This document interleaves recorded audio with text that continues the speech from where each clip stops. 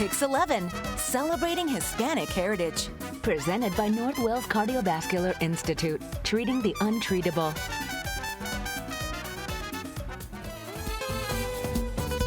Si puedes soñarlo, puedes lograrlo. You can achieve whatever dream you have. You just have to work hard. You have to be persistent. This message of inspiration transcends walks of life. I want to encourage every young Latina watching that when you say yes to new challenges, you're saying yes to you. You're betting on yourself. A commitment to meet any challenge, no matter how tough. The work that is being done is changing lives. A creed embraced by Hispanic people. I feel very proud of what we have done. Tonight, we pay tribute to their achievements. I became the first woman and the first Latina to be the CEO of Elmer's Hospital in its 190-year history. It's the dream job that I didn't know I could even dream about. Their history. We look at yesterday, today, and tomorrow. Ayer, hoy, mañana. Their culture. It means a representation of who I am and where my family's come from. Tonight, we are celebrating Hispanic heritage. Good evening, everyone. I'm Marisol Castro, and thank you so much for joining us for this PIX11 special celebrating Hispanic heritage. Many of the stories you'll see tonight will highlight Hispanic people from our area who've had to fight their way through adversity to achieve success. And now they're encouraging others to follow their footsteps to the top. We begin with the largest Latino cultural organization in the United States, New York's very own Ballet Hispanico.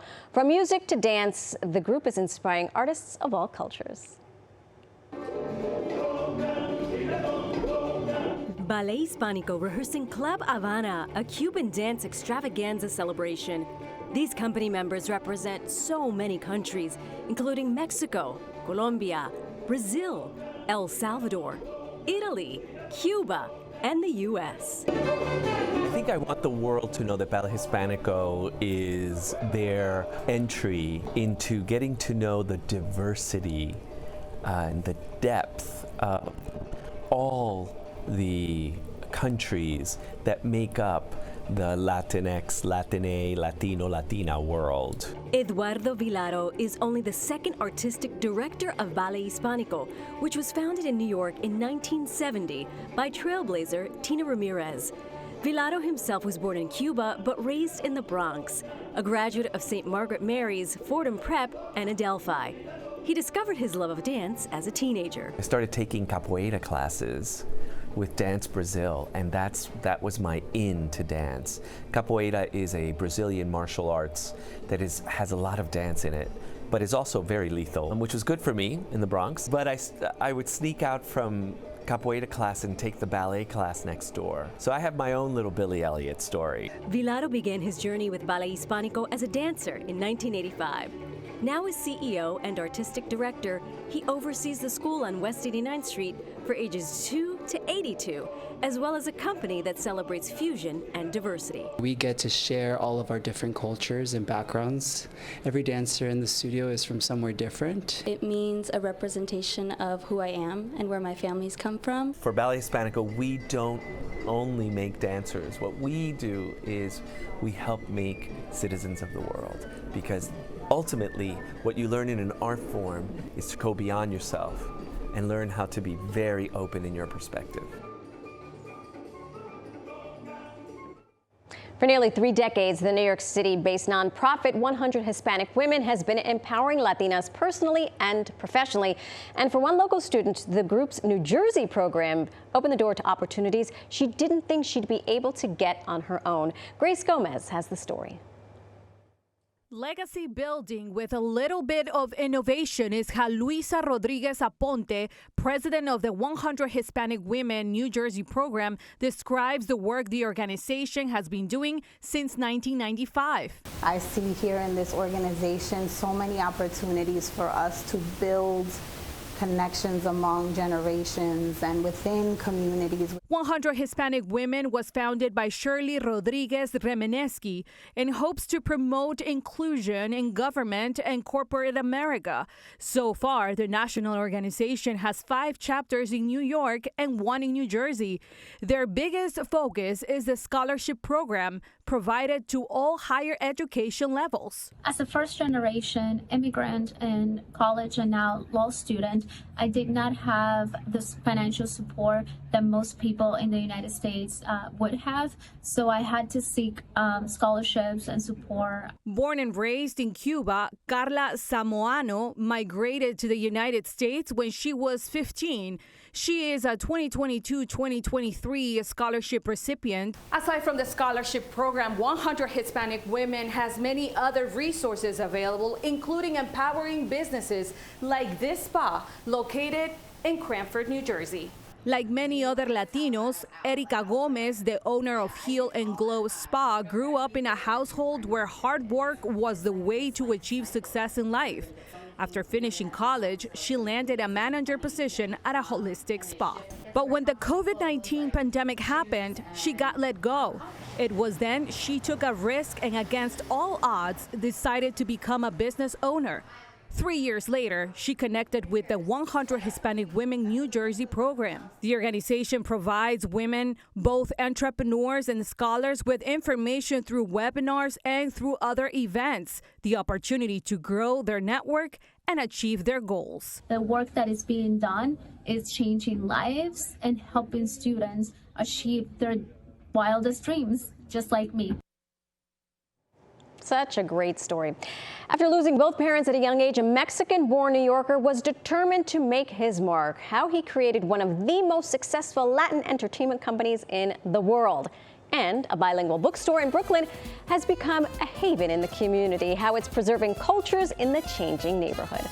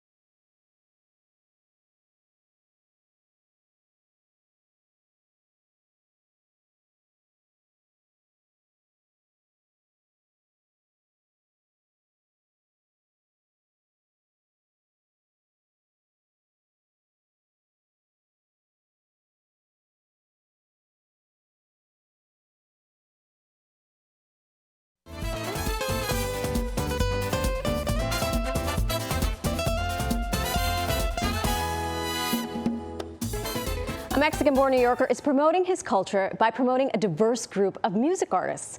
Elicer Marte has the story of how Pedro Zamora created a Latin entertainment empire from humble beginnings. From Cerralbo, Nuevo León, Mexico to the world-famous Times Square, meet Pedro Zamora. I feel very proud of what we have done. Zamora is the owner, chairman, and CEO of the largest Latin music concerts and events production company in the United States. His portfolio also includes several radio stations, nightclubs such as La Boom in Queens, and restaurants. We met with him at his newest one, Circle, in the heart of Times Square. Do you feel like you've achieved the American dream? Oh yes, definitely. If you fall, you just get up and do it again. Falling and getting back up has been part of Zamora's journey since he was born.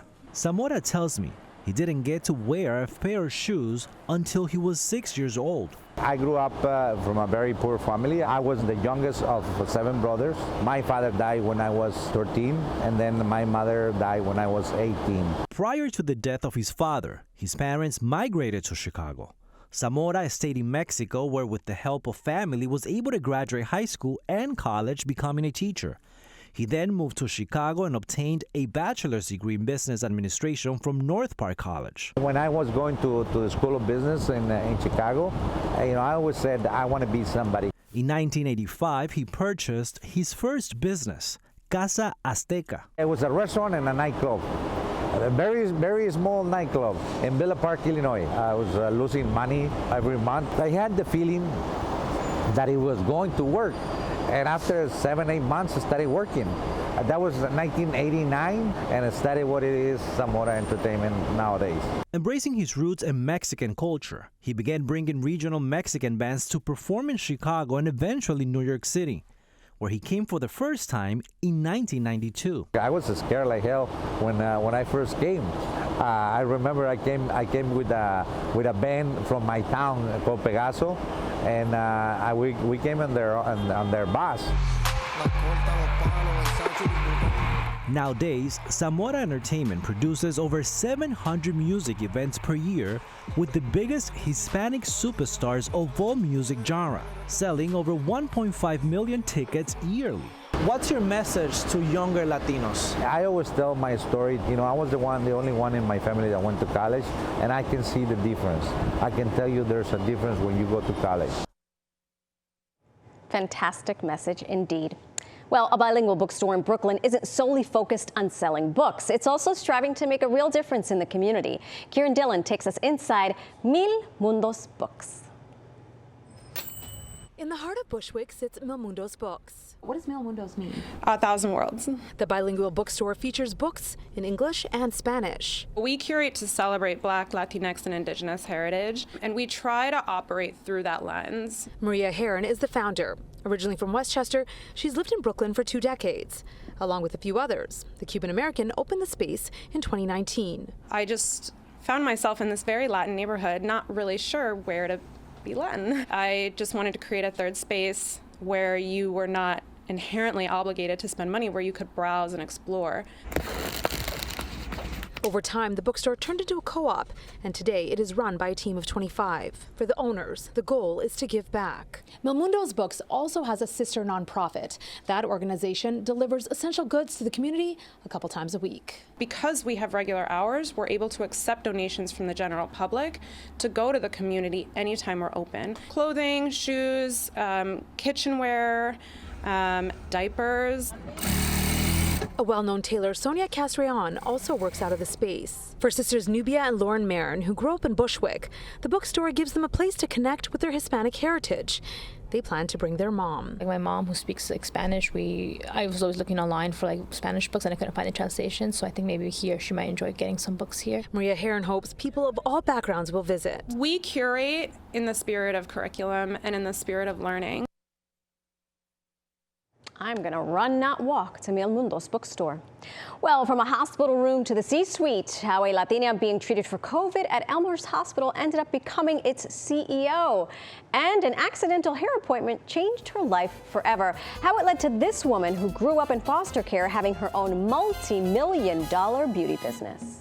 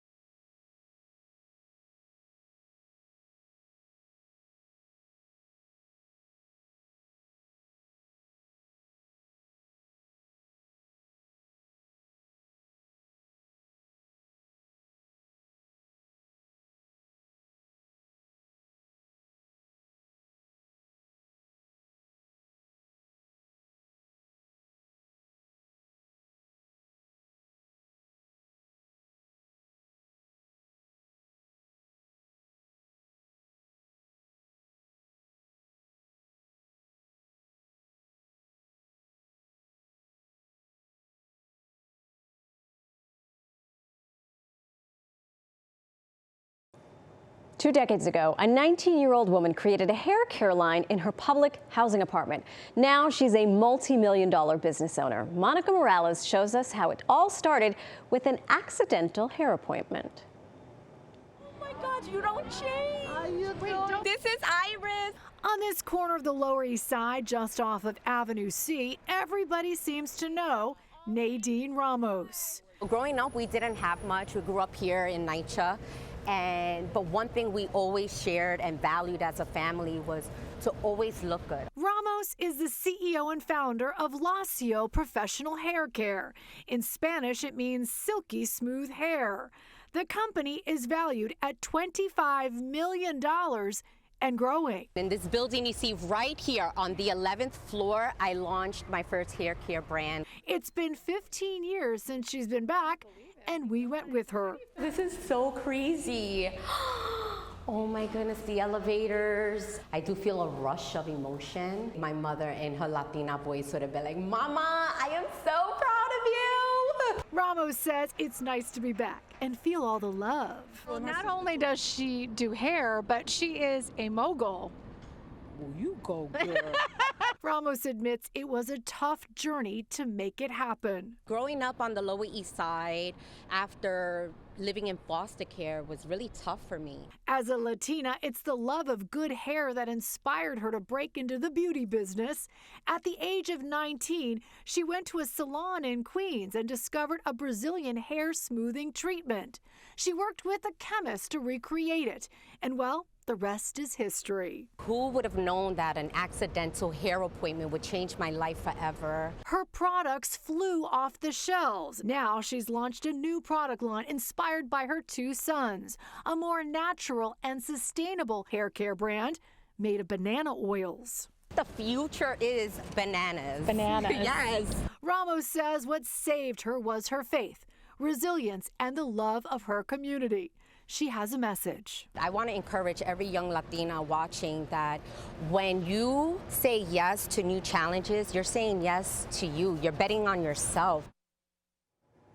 Great message there. Well, still, to come a sense of advocacy born out of a place of sadness, how a family tragedy propelled an Ecuadorian New Yorker to become the first Latina CEO of Elmhurst Hospital.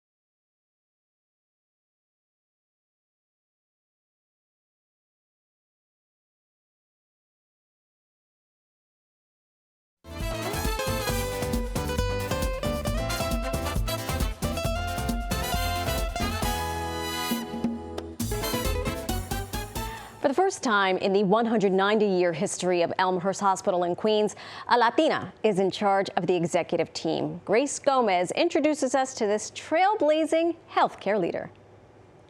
How does it feel walking down these hallways? I still get excited. Even 4 years later, I still like, oh my God, I can't believe this is my job. From humble beginnings to running a hospital, Dr. Helen Arteaga Landaverde takes pride on her long journey to get to her dream job. She's a first-generation Ecuadorian born in New York City. Her interest in healthcare advocacy sparked during the HIV pandemic. I saw the stigma around HIV and AIDS. So I got into NYU on a full ride for chemistry because, I was like, I'm going to develop, the vaccine or the medication. During that time, she says there were huge disparities in communities of color, and Helen and her family faced a lot of discrimination.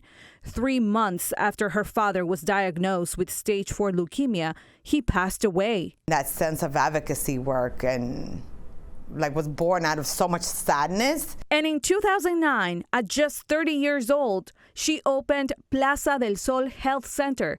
For 21 years, she remained committed to assisting the community she grew up in. And then the COVID-19 pandemic hit. I got really sick. You got COVID? I got COVID in the first wave. She returned for a second time to the ER at Elmhurst Hospital. A few months after her recovery, the position of CEO and president at the hospital where she had been a patient opened.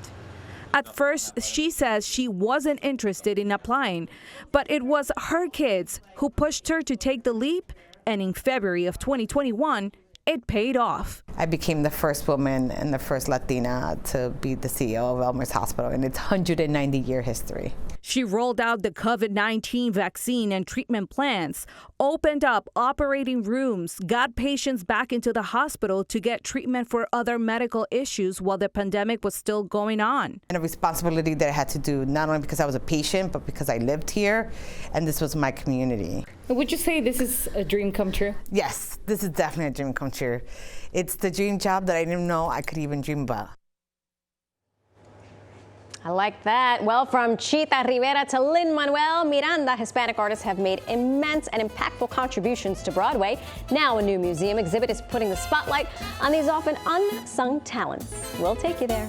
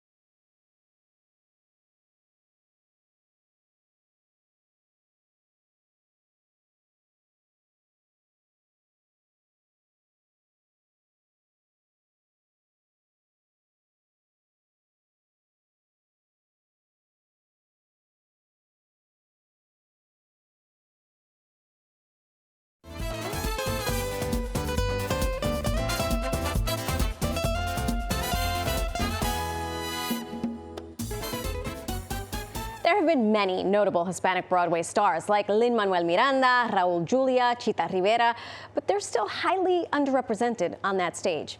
That's what led the Broadway League and Museum of Broadway to create a new experience for Hispanic Heritage Month, putting the spotlight on the often unsung talents. McGee Hickey shows us the Viva Broadway exhibit.